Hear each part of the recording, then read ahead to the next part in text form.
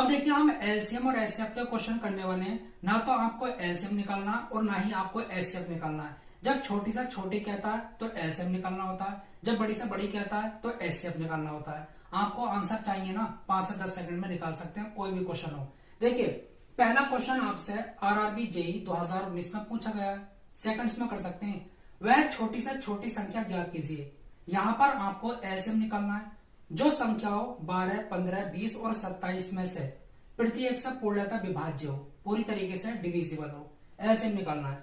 अब क्या करेंगे, देखिए यहां पर आपको संख्याएं दे रखी हैं 12, 15, 20 और 27। आपको ऐसा फैक्टर देखना होता है या तो 3 मिल जाए या फिर आपको 9 मिल जाए। अगर ये नहीं मिलता है तो फिर हम 4 देख सकते हैं या फिर 8 देख सकते हैं, अगर है तो। चलिए 12 का एक फैक्टर 3 है, ओके, और 15 का भी एक फैक्टर 3 है। बस 2 3 में ढूंढ लो, और 27 में 3 भी होता है और 9 भी होता है। अगर आपको फैक्टर 3 और 9 ना मिले, ओके, तो आप 4 देख सकते हो, 8 देख सकते हो, 7 देख सकते हो, अगर है तो। नहीं है तो कोई बात नहीं है। अगर 3 और 9 मिल रहा है तो बहुत अच्छी बात है। अब आपको क्या करना है, जो भी आपको ऑप्शन दे रखा है इसका डिजिटल सम करना है, अंकों का योग। जो 9 से कट जाएगा वही आपका आंसर होगा। भाई देखिए जो संख्या 9 से कटेगी वो 3 से तो कटेगी, तो 3 से चेक करने की जरूरत नहीं है। 5 और 4 कितना होता है, 9, ये आपका आंसर है, क्योंकि 9 से कटता है। 5 और 1 6, ये 3 से तो कटता है पर 9 से नहीं कटता, तो ये नहीं होगा। 5 और 3 8, ये नहीं होगा। 5 और 2 7, ये भी नहीं होगा। तो इस तरीके से हमको ऑप्शन मिल जाता है डिजिटल सम के थ्रू। अगर आपको 3 ना मिले, 9 ना मिले, तो 4 से देखो, 8 से देखो, इस तरीके से हम देख लेते हैं। चलिए अगला क्वेश्चन करते हैं बेहतरीन तरीके से। अब देखिए ये क्वेश्चन आरआरबी जेई 2019 में पूछा गया है, सेकंड्स में कर सकते हैं। वह छोटी से छोटी पूर्ण घन संख्या ज्ञात कीजिए। यहां पर आपको परफेक्ट क्यूब निकालना है, जो 2, 3, 4 और 6 से पूर्णतः विभाज्य हो, पूरी तरीके से डिवाइड हो। अच्छा फैक्टर क्या होते हैं, जो उस संख्या को काट दे, वही फैक्टर कहलाते हैं। अब यहां पर एक बात बतलाइए, 360 किसी का परफेक्ट क्यूब होता है? नहीं। आपको पता होना चाहिए कम से कम 1 से लेकर 20 तक तो परफेक्ट क्यूब पता होने ही चाहिए। 1 का, 2 का, 3 का, 4 का, इस तरीके से। 216 भी होता है, 512 भी होता है परफेक्ट क्यूब, और 1728 भी होता है। अब यहां पर हम फंस गए। अब हम एक काम करेंगे, यहां पर आपको सबसे छोटा परफेक्ट क्यूब निकालना है, ओके। सबसे छोटा पूर्ण घन कौन सा है, तो हम एक काम करते हैं, 216 को पकड़ते हैं। क्या ये 2 से कटता है? बिल्कुल कटता है। अगर लास्ट में इवन नंबर है, मतलब 2 4 6 8 इस तरीके से, तो 2 से कट जाएगा। 3 से कटेगा, डिजिटल सम करेंगे, अंकों का योग। अगर अंकों का योग 3 से कटेगा तो ये पूरी तरीके से कट जाएगा 3 से। तो 2 और 1 कितना होता है, 3 और 6 9, कट जाएगा। 4 से अगर लास्ट के 2 अंक 2 डिजिट 4 से डिवाइड हो रहे हैं तो पूरा नंबर 4 से कट जाएगा। 16 4 से डिवाइड होता है, ओके, 4 के टेबल में आता है। 6 से, 6 का तो ये क्यूब ही है, तो इस तरीके से हमें आंसर मिल गया। ये नहीं होगा, फिर ये नहीं होगा, तो हम इस तरीके से कर लेते हैं। आई होप आपको समझ आ गया होगा। चलिए अगला क्वेश्चन। अब देखिए ये क्वेश्चन आरआरबी जेई 2019 में पूछा गया है। 3 अंकों की सबसे छोटी संख्या ज्ञात कीजिए। 3 अंक की है सब, ओके, जो 12, 15 और 20 सब पूरी तरीके से विभाज्य है, पूरी तरीके से डिविजिबल है। अब यहां पर देखिए 12 में एक फैक्टर 3 होता है, इसको पकड़ो। 3 और 9 को पकड़ने की कोशिश करो, अगर है तो। नहीं है तो 4 को पकड़ो, 7 को पकड़ो, जो भी आपका मन करे, 8 को पकड़ो।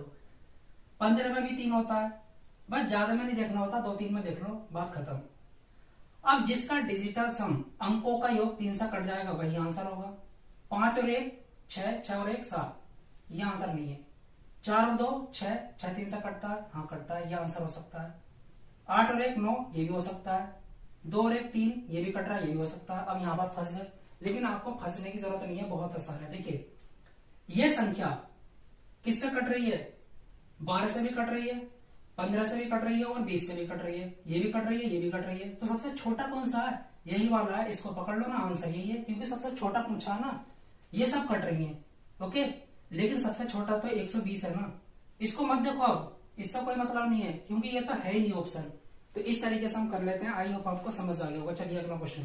अब देखिए ये क्वेश्चन आरआरबी ग्रुप डी 2018 में पूछा गया, बेहतरीन तरीके से कर लेंगे ऑप्शन के थ्रू। 6, 9, 12, 13 और 15 से विभाजित होने वाली सबसे बड़ी 4 अंकों की संख्या क्या है। यहाँ पर आपसे एचसीएफ पूछा है। अब हम क्या करेंगे, देखिए 6 का एक फैक्टर 3 होता है। हमेशा 3 और 9 को पकड़ने की कोशिश करो। 9 का एक फैक्टर 3 भी होता है और 9 भी होता है। मैंने क्या कहा था, 3 और 9 को पकड़ने की कोशिश करो। अगर ये नहीं मिलते हैं तो 4 को पकड़ो, 8 को पकड़ो, 7 को पकड़ो, 13 को पकड़ो। ओके, अब बाकी आपका आंसर यहां से मिल जाएगा। अब क्या करना है, देखिए जो संख्या 9 से कटेगी वो 3 से तो कटेगी। अब इनका डिजिटल सम करेंगे, अंकों का योग। इसका कितना आता है, देखिए 9 9 से कट जाएगा 6 और 3 9। अगर जिसका डिजिटल सम 9 से कट जाएगा वही आंसर होगा। 2 बचा, ये नहीं होगा। 9 और 1 10, ये नहीं कटेगा। 9 कट जाएगा, 6 और 3 9, ये कट गया, ये आंसर हो सकता है। 9 कट जाएगा, 2 और 4 कितना होता है 6, ये नहीं कटेगा। ओके भाई, ये 3 से तो कटेगा, 3 से तो कट जाएगा, लेकिन 9 से तो नहीं कटेगा ना। हम 9 को प्रायोरिटी देते हैं। ओके, पहले इससे देखते हैं, अगर इससे कटेगा तो 3 से तो कटेगा ही कटेगा। आई होप आपको समझ आ गया होगा। चलिए अगला क्वेश्चन करते हैं। अब देखिए ये क्वेश्चन आरआरबी ग्रुप डी 2018 में पूछा गया। ये कहता है 300 और 500 के बीच की संख्या बताएं जो 6, 8, 10 और 12 से पूर्ण रूप से विभाजित है। बेहतरीन क्वेश्चन।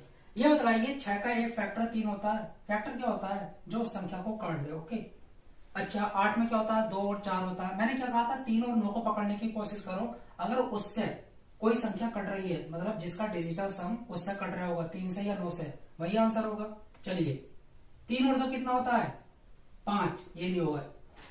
4 और 3 कितना होता है 7, ये नहीं होगा। 9 और 4 कितना होता है 9 और 4 13, ये नहीं होगा। 3 और 6 कितना होता है 3 और 6 9 होता है। ठीक है, तो ये आपका आंसर है। तो इस तरीके से हम कर लेते हैं। बताइए क्या था इसमें, कुछ भी करने की जरूरत नहीं है एलसीएम और एचसीएफ वाले क्वेश्चनों में। चलिए अब देखिए ये क्वेश्चन आपसे आरआरबी एनटीपीसी 2017 में पूछा गया। क्या कहता है, वह छोटी से छोटी वर्ग संख्या ज्ञात कीजिए। आपको 1 से लेकर 25 तक कम से कम वर्ग पता होने चाहिए, स्क्वायर पता होने चाहिए, जो 4, 9 और 14 से पूर्णतः विभाज्य हो। ये बताइए 108 किसी का वर्ग होता है, नहीं होता। 252 नहीं होता। 504 नहीं होता। एक ही ऑप्शन सही है, 17 से 64 होता है। तो यही आपका आंसर है। अब देखिए ये क्वेश्चन आरआरबी एनटीपीसी 2016 में पूछा गया। 5 अंकों की छोटी से छोटी संख्या क्या है। यहां पर आपसे एलसीएम पूछा है, जो 12, 24, 48, 60 और 96 से पूर्णतः विभाजित है, पूरी तरीके से डिवाइड है। आपको एलसीएम निकालने की जरूरत नहीं है। मैंने क्या कहा था, ये बताइए 12 का एक फैक्टर 3 होता है। ओके, 24 का एक फैक्टर 3 होता है। फैक्टर क्या होते हैं, जो संख्या को पूरी तरीके से काट दें, शेष का 0 दे दें। 48 का भी 3 होता है। बाकी ज्यादा देखने की जरूरत नहीं है। अब हम क्या करेंगे, इनका डिजिटल सम करेंगे। जो 3 से कट जाएगा वही आंसर होगा। तो देखिए 1 का तो 1 आने वाला है। 2 और 4 कितना होता है 6 और 1 7, ये नहीं होगा। 6 और 1 कितना होता है 7 और 1 8, ये नहीं होगा। 8 और 1 कितना होता है 9, 9 3 से कटता है, यही आपका आंसर है। बताइए क्या करना था, कुछ भी नहीं। इसी को तो कहते हैं स्मार्ट वर्क। अब देखिए यह क्वेश्चन आरआरबी एनटीपीसी 2016 में पूछा गया है। वह छोटी से छोटी संख्या ज्ञात कीजिए। यहाँ पर आपको एलसीएम निकालना है, जिसे 10, 15, 20 तथा 25 से विभाजित करने पर प्रत्येक मामले में शेष 3 बचता है। अगर आपको ऐसा क्वेश्चन मिले ना कि शेष बचता है, तो एक काम करेंगे, उस शेष को ऑप्शन में से घटा लेंगे। ठीक है, 3 घटाओ, यहां से 3 घटाओ, यहां से 3 घटाओ, उसके बाद में करेंगे इसको।